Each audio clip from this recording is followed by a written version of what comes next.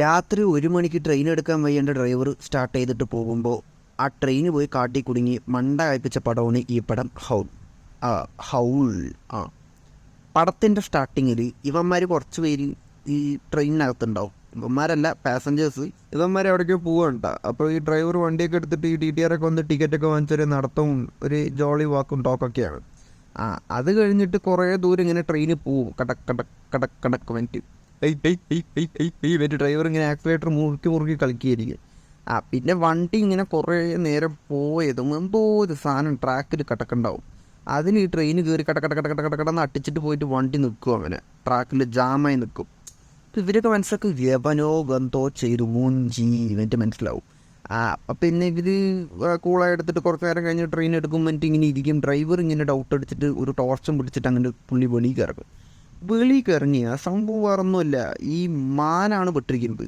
മാന് പൊട്ടിട്ട് എന്തോ ആവട്ടെ തൊലയിട്ട വേണ്ടി അതിനെ എടുത്ത് കളയാൻ പോയി നിൽക്കുമ്പോഴാണ് ബാക്കിൽ കുറേ പിള്ളേർ വന്നിട്ട് ഈ ചെടി കുലുക്കി കളിക്കുക. ഈ അൺടൈമിൽ ഏത് പിള്ളേരുടെ അവിടെ വന്ന് ചെടി കുലുക്കി കളിക്കുന്നത് വെച്ച് ചെടി കുലുക്കി കളിക്കുന്നതെന്ന് വേണ്ടി ഇയാളിങ്ങനെ തിരിഞ്ഞും മറിഞ്ഞൊക്കെ നോക്കും.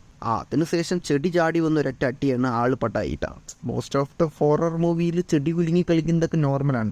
പിന്നെ അങ്ങോട്ട് ട്രെയിനിൻ്റെ അകത്ത് കാണിച്ചാൽ നമ്മുടെ ഈ TTRും പിന്നെ ഈ ചായയും കാപ്പിയൊക്കെ കൊടുക്കുന്ന ഒരു പെണ്ണുണ്ട്. അവളിങ്ങനെ പെട്ടെന്ന് ഇങ്ങനെ സംസാരിക്കുക രണ്ടുപേരും. അവളിങ്ങനെ പറയും, ഇതെന്താ സംഭവം, എന്തായിരിക്കും, മൊത്തത്തിൽ മൂച്ചിയാ, അയാൾ പടമായാൽ നമുക്ക് നോക്കിയാലോ. എന്നിങ്ങനെ TTRൻ്റെ പറയുമ്പോൾ നീ വെയിറ്റ് ചെയ്യും, ഞാൻ പോയിട്ട് ചാവോ, അല്ല ഞാൻ പോയിട്ട് നോക്കാം. എന്നിട്ട് ഇവൻ വന്നിട്ട് എന്തെന്ന് വെച്ചാൽ കുറച്ച് അങ്ങോട്ടും ഇങ്ങോട്ടൊക്കെ ഇറങ്ങി നോക്കുമ്പോൾ മൊത്തത്തിലൊന്നും കാണില്ല. ശരി, അപ്പം പുള്ളി എവിടെയും മുള്ളാൻ പോയിട്ട് ഞാൻ വരും പറ്റി കുറേ നേരം വെയിറ്റ് ചെയ്യും, ആരും വരില്ല. അപ്പം പിന്നെ ഉള്ളിൽ പാസഞ്ചേഴ്സിനൊക്കെ മണ്ട വേണ്ടേ. ഈ മൊത്തം ട്രെയിനിൽ ആകെ പാസഞ്ചേഴ്സ് 10 പേരിനകത്ത് തന്നെ ഉള്ളൂ. അതാണ് ട്വിസ്റ്റ്. സിനിമയിൽ നമുക്ക് തേച്ച് കളയാം.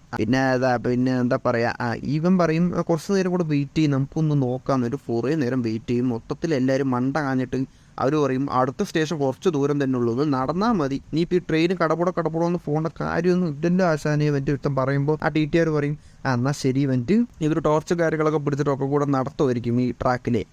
അപ്പം ചെടി കുലുക്കാൻ ആ പിള്ളേരൊന്നും അവിടെ ഇല്ലാത്തതുകൊണ്ട് ചെടിയൊന്നും കുലുങ്ങില്ല കേട്ടോ. പിന്നെ ദൂരത്തുനിന്ന് അത് ചൈന മയക്കുന്ന ഈ ഓളിയിട്ട് കളിക്കും പിള്ളേർ. അത് നമുക്ക് കാര്യമാക്കണ്ട, പിള്ളേർക്കൊക്കെ ഒന്ന് പേടിപ്പിക്കണ്ടേ. പിന്നെ ഇവരിങ്ങനെ നടന്നു പോയിക്കൊണ്ടിരിക്കുമ്പോൾ കുറച്ച് ദൂരം ഇങ്ങോട്ട് നടന്നു വരുമ്പോൾ ഈ വേട്ടാവളിന് എന്തോ കാണും. അതായത് ഈ TTR ഇവ ഇങ്ങനെ ടോർച്ച് അടിച്ചിട്ട് എൻഗേജ് ഇങ്ങനെ അടുത്ത് പോയി നോക്കുമ്പോഴാണ് മനസ്സിലാവുക ഡ്രൈവറിൻ്റെ വയറ് കയറി വയറിനകത്തുള്ള വയറും കാര്യങ്ങളൊക്കെ വെളിയിൽ കടത്തി എന്തോ സാധനം കഴിച്ചിട്ടിട്ടുണ്ടാവും അവിടെ. അപ്പം ഇവർ മൊത്തത്തിൽ മനസ്സിലായി ഹമ്മീ എന്ത് വെളിയിലുണ്ട് ഓടിക്കോ എന്നിട്ടൊക്കെ കണ്ടം വഴി ഓട്ടമായിരിക്കും ട്രെയിനിലോട്ട്. തിരിച്ച് ട്രെയിനിൽ കയറി എല്ലാം കയറും. ലാസ്റ്റ് ഒരു തള്ള കയറാൻ ഡിലേ ആവും. ആ തള്ളയുടെ കാലിൻ്റെ ചോരയുടെ ടേസ്റ്റ് ഒന്ന് ലിക്ക് ചെയ്തിട്ട് പോകും. ആ സാധനം എന്താണെന്നൊന്നും കാണിക്കില്ല, പക്ഷെ തള്ള കണ്ടിട്ടുണ്ട് കേട്ടോ. തള്ള കണ്ട സ്ഥിതിക്ക് ഇനി തള്ള പറയുമല്ലോ ഉള്ളി വന്നിട്ട്, ഇനി ആ കോണം കുറച്ച് കേൾക്കാം. തള്ള പറയും അതിന് ഞാൻ കണ്ടു, അത് മനുഷ്യനല്ല. ഒരേ കരച്ചിലാണ്. പിന്നെ തള്ള പറയും അത് മനുഷ്യൻ പാതി എന്തോ സാധനം പാതി എന്നൊക്കെ പറയുമ്പോൾ ഇവർക്ക് പ്രാന്താണ്, വേറെ എന്തെങ്കിലും പട്ടിയോ നായോ അല്ല ചെവി മറ്റേ ഈ ഫോക്സ് എന്തെങ്കിലും കടിച്ചായിരിക്കുന്നു എന്നിട്ട് ഇവരിങ്ങനെ ഫുള്ളായിട്ട് വിടും. പിന്നെ കുറച്ച് നേരം കഴിഞ്ഞാൽ തള്ളയ്ക്ക് പനിയൊക്കെ പിടിച്ചിട്ട് തള്ള ഇങ്ങനെ ഒരുമാതിരിയൊക്കെ കാണിക്കാൻ തുടങ്ങും. അപ്പം മനസ്സിലാവുന്നത് വേറെ എന്തോ സംതിങ് ആണ് വേണ്ടി. അപ്പോഴാണ് തള്ളയുടെ ഹസ്ബൻഡ് തന്തപ്പൊടി ആലോചിച്ചിട്ട് ഒരു കാര്യം പറയാം. കുറേ കൊല്ലം മുമ്പ് ഏതോ കഞ്ചാവ് വലിച്ച് കിടന്നിട്ട് ഇവിടെ ഒരു ലേബ് തുടങ്ങിയിട്ട് കഞ്ചാവ് പൊടി ബിസിനസ് ആയിട്ട് വന്നു. അതല്ല, ഇത് ഞാൻ ഉണ്ടാക്കിയതാ. ഇതല്ല സംഭവം. അവിടെ ഓൾറെഡി ഒരു ലാബൊക്കെ ഉണ്ടായിട്ട് ആ ലാബിൽ എന്തൊക്കെ എക്സ്പെരിമെൻ്റൊക്കെ ചെയ്തിട്ട് മൊത്തത്തിൽ മൂഞ്ചി ഒരു സാധനമൊക്കെ ഉണ്ടായി എന്നൊക്കെ പറയുന്നു പുള്ളി.